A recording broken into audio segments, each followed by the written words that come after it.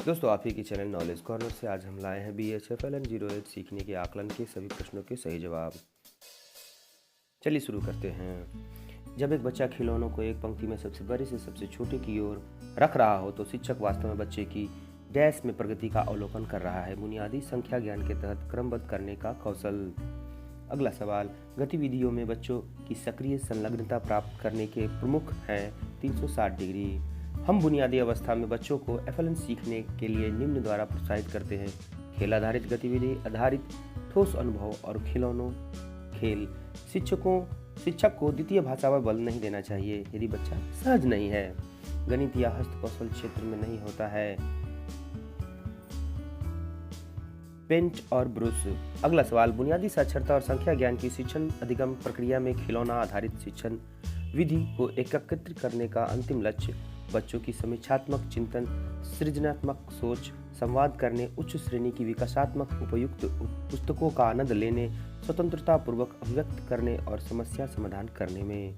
अगला सवाल, छोटे बच्चों के FLN के सीखने और विकास के अवलोकन और आकलन के लिए निम्न तकनीक की आवश्यकता होती है। विविध उपकरण और आकलन की तकनीक। अगला सवाल, किए हुए आकलन को अभिभावकों को संप्रेषित किया जाना आवश्यक है उपर्युक्त पूर्व निर्धारित अंतराल पर। अगला सवाल, शिक्षक को सकारात्मक होना चाहिए डैश के लिए, प्रत्येक बच्चों के सीखने के लिए। अगला सवाल, बुनियादी साक्षरता और संख्या ज्ञान प्रशिक्षण में शामिल होना चाहिए प्री स्कूल और सभी प्राथमिक शिक्षकों को। जारी आकलन सूचना डैश के लिए आवश्यक है। विकासात्मक उपयुक्त FLN कार्यक्रम के नियोजन एवं कार्यान्वयन के लिए। FLN में शिक्षक बच्चों का सबसे अच्छा काम एकत्रित करता है और उसे एक फाइल फोल्डर में सीखने के प्रमाण के रूप में रखता है। फोल्डर को कहा जाता है पोर्टफोलियो। अगला सवाल, शिक्षकों को आदर्श साक्षर गणितीय व्यवहार की आवश्यकता होती है।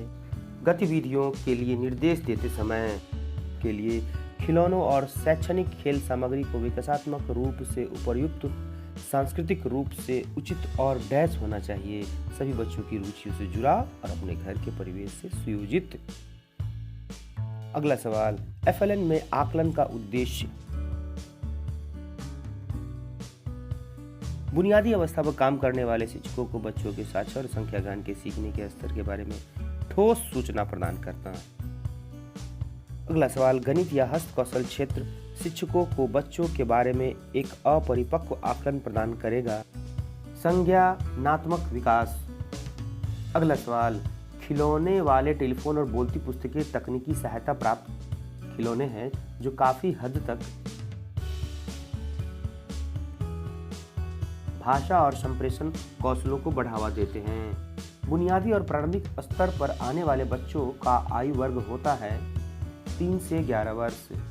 360 डिग्री रिपोर्ट कार्ड में शामिल होगा